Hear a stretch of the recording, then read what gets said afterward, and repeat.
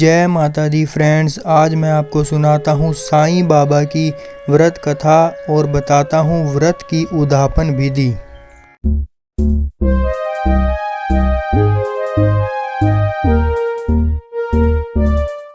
दोस्तों, एक शहर में कोकिला नाम की स्त्री और उसके पति महेश भाई रहते थे।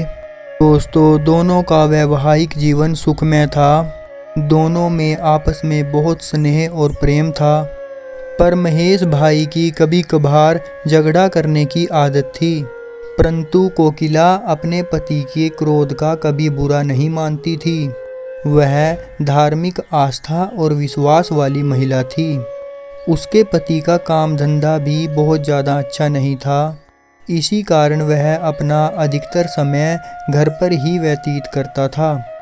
समय के अनुसार काम में और अधिक कमी होने के कारण उसके स्वभाव में और अधिक चिड़चिड़ापन रहने लगा।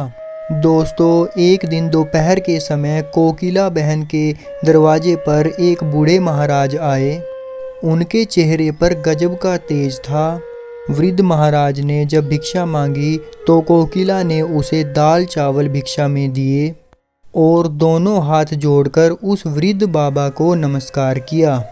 बाबा के आशीर्वाद देने पर कोकिला के मन का दुख उसकी आंखों से झलकने लगा। इस पर कोकिला को बाबा ने श्री साईं व्रत के बारे में बताया और कहा कि इस व्रत को 9 गुरुवार तक एक समय भोजन करके करना है। बाबा ने कहा, पूर्ण विधि विधान से पूजा करना और साईं बाबा पर अटूट श्रद्धा रखना। बेटी, तुम्हारी मनोकामना जरूर पूरी होगी। वृद्ध महाराज के बताए अनुसार कोकिला ने गुरुवार के दिन साईं बाबा का व्रत किया और 9वें गुरुवार को गरीबों को भोजन भी कराया और साथ ही में साईं बाबा की पुस्तकें भेंट स्वरूप दी। ऐसा करने से कोकिला के घर के झगड़े दूर हो गए और उसके घर की सुख शांति में वृद्धि हुई।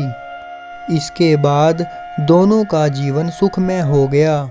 एक बार उसकी जेठानी ने बातों बातों में उसको बताया कि उसके बच्चे पढ़ाई नहीं करते और वे परीक्षा में बार बार फेल हो जाते हैं।